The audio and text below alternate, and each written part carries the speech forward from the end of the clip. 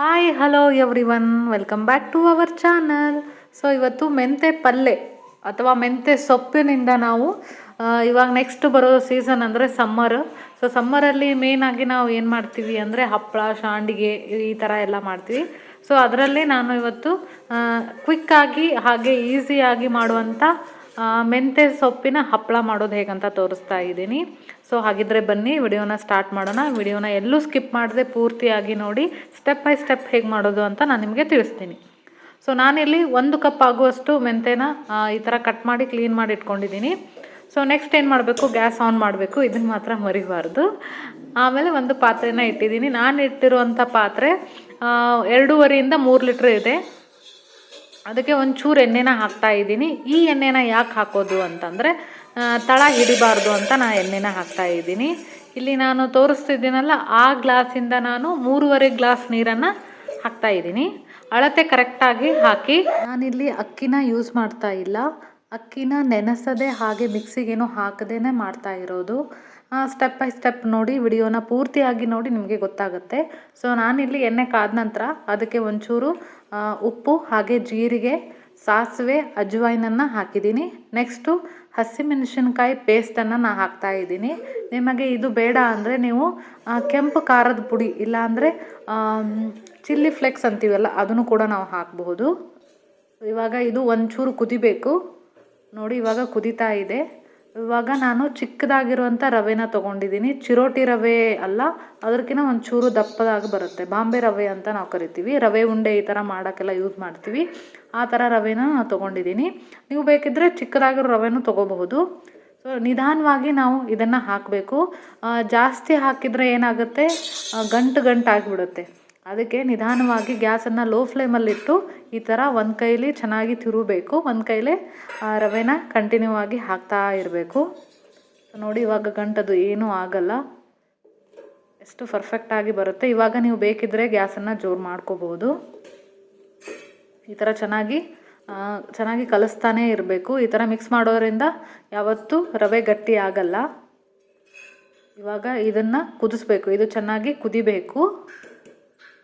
ಇದು ಎಷ್ಟು ಚೆನ್ನಾಗಿ ಕುದಿಯುತ್ತೋ ಅಷ್ಟು ನಮಗೆ ಹಪ್ಪಳ ಚೆನ್ನಾಗಿ ಬರುತ್ತೆ. ಸೊ ನಾನಿಲ್ಲಿ ತೋರಿಸಿದ್ನಲ್ಲ ಮೆಂತೆ ಕಟ್ ಮಾಡಿ ಇಟ್ಕೊಂಡಿರೋದು, ಅದನ್ನು ಕೂಡ ಇವಾಗ ಹಾಕಿದ್ದೀನಿ. ಇದನ್ನು ಕೂಡ ಚೆನ್ನಾಗಿ ಮಿಕ್ಸ್ ಮಾಡಬೇಕು. ಮೆಂತೆ ಸೊಪ್ಪನ್ನು ಸ್ವಲ್ಪನೇ ತೊಗೋಬೇಕು, ಜಾಸ್ತಿ ತೊಗೊಂಡ್ರೆ ಏನಾಗುತ್ತೆ, ಹಪ್ಪಳ ಕಹಿ ಆಗಿಬಿಡುತ್ತೆ. ಸೊ ನಿಮಗೆ ಮೆಂತೆ ಪಲ್ಯ ಬೇಡ ಅಂದರೆ ನಿಮ್ಮ ಮನೇಲಿ ಯಾವುದು ಸೊಪ್ಪಿದೆ, ಸಬ್ಬಸ್ಗಿ, ಪಾಲಕ್, ಇದನ್ನು ಕೂಡ ನೀವು ಹಾಕ್ಬೋದು. ಇದನ್ನು ಇನ್ನೊಂದು ನೆನಪಿಟ್ಕೊಳ್ಳಿ, ನಾವು ಮೆಂತೆ ಪಲ್ಯ ಮೆಂತೆ ಸೊಪ್ಪನ್ನು ನಾವು ಹಾಕಿದರೆ ಜಾಸ್ತಿ ಹೊತ್ತು ಇದನ್ನು ಕುದಿಸ್ಬಾರ್ದು. ಫಸ್ಟೇ ನಾವು ರವೆನ ಚೆನ್ನಾಗಿ ಕುದಿಸ್ಕೊಂಡ್ಬಿಡಬೇಕು, ಲಾಸ್ಟಲ್ಲಿ ನಾವು ಈ ಮೆಂತೆ ಸೊಪ್ಪನ್ನು ಹಾಕಬೇಕು. ಇವಾಗ ನೋಡಿ, ಇವಾಗ ಕರೆಕ್ಟಾಗಿ ಕುದ್ದಿದೆ. ಇವಾಗ ನಾನು ಈ ಥರ ಆಗಬೇಕದು, ನೀರು ಈ ಥರ ಆದರೆ ಸಾಕು, ಜಾಸ್ತಿ ಗಟ್ಟಿ ಬೇಡ. ಈ ಥರ ಕರೆಕ್ಟಾಗಿದೆ. ಇವಾಗ ಗ್ಯಾಸನ್ನು ಆಫ್ ಮಾಡ್ತೀನಿ. ಒಂದು 10 ನಿಮಿಷ ಇದು ಚೂರು ತಣ್ಣಗಾದರೆ ಸಾಕು. ಸೊ ಇವಾಗ ನೋಡಿ, ನಾನು ಇವಾಗ ತಣ್ಣಗಾಗಿದೆ. ಇವಾಗ ಹಪ್ಪಳ ಥರ ಒಂದು ಸ್ಪೂನ್ ಸಹಾಯದಿಂದ ಈ ಥರ ರೌಂಡಾಗಿ ಹಾಕ್ತಾಯಿದ್ದೀನಿ. ಜಾಸ್ತಿ ತಿಳು ಬೇಡ, ಒಂಚೂರು ಮೀಡಿಯಮಲ್ಲಿ ನೀವು ಹಪ್ಪಳನ ಹಾಕಿ. ಜಾಸ್ತಿ ತಿಳು ಹಾಕಿದರೆ ಏನಾಗುತ್ತೆ, ಹಪ್ಪಳ ಏಳಲ್ಲ, ಆರಿದ ಮೇಲೆ ಹಪ್ಪಳ ಏಳಲ್ಲ. ಅದಕ್ಕೆ ಈ ಥರ ಚೆನ್ನಾಗಿ ಹಪ್ಪಳ ಸೈಜಲ್ಲಿ ನೀವು ಹಾಕಿ. ನೋಡಿ ಆಲ್ಮೋಸ್ಟ್ ಆಗಿದೆ.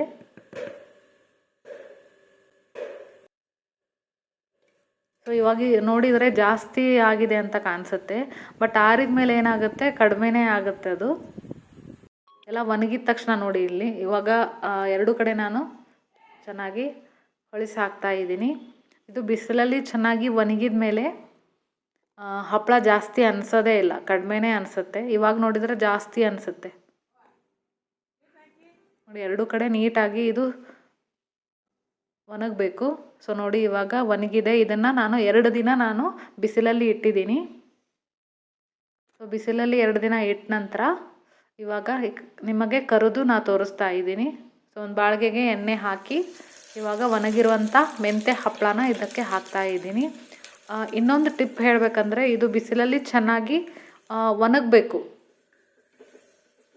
ಒಣಗಿದ ನಂತರ ನಾವು ಈ ಥರ ಕರೆದ್ರೆ ತುಂಬ ಗರಿಯಾಗಿ ಹಪ್ಪಳ ಬರುತ್ತೆ. ನೋಡಿ ಹಪ್ಪಳ ಎಷ್ಟು ಚೆನ್ನಾಗಿ ಬಂದಿದೆ ಅಂತ. ಸೊ ನಿಮಗೆ ಅದು ಅಕ್ಕಿ ಹಿಟ್ಟು ತಿರುವಕ್ಕಾಗಲ್ಲ, ನಾವು ಬೇಗನೆ ಹಪ್ಪಳ ಮಾಡ್ಕೋಬೇಕು, ಶಾವಿಗೆ ಮಾಡ್ಕೋಬೇಕು ಅಂದರೆ ಈ ಥರ ಒಂದು ಹೊಸದನ್ನು ನೀವು ಟ್ರೈ ಮಾಡ್ಬೋದು. ತುಂಬ ಚೆನ್ನಾಗಿರುತ್ತೆ, ಹೆಲ್ದಿಯಾಗಿ ಇರುತ್ತೆ. ಮೆಂತೆ ಬೇಡ ಅಂದವ್ರಿಗೆ ನೀವು ಸಬ್ಬಸಿಗೆ ಪಾಲಕನ್ನು ಯೂಸ್ ಮಾಡ್ಕೋಬೋದು. ನೋಡಿ ಎಷ್ಟು ಗರಿ ಗರಿಯಾಗಿ ಬಂದಿದೆ ಅಂತ. ಸೊ ಐ ಹೋಪ್ ಈ ವಿಡಿಯೋ ನಿಮಗೆ ಇಷ್ಟ ಆಗಿದೆ ಅಂತ ಅಂದ್ಕೊಂಡಿದ್ದೀನಿ. ಈ ವಿಡಿಯೋ ಇಷ್ಟ ಆದರೆ ಲೈಕ್ ಮಾಡಿ, ಶೇರ್ ಮಾಡಿ, ಸಬ್ಸ್ಕ್ರೈಬ್ ಮಾಡಿ. Thank you.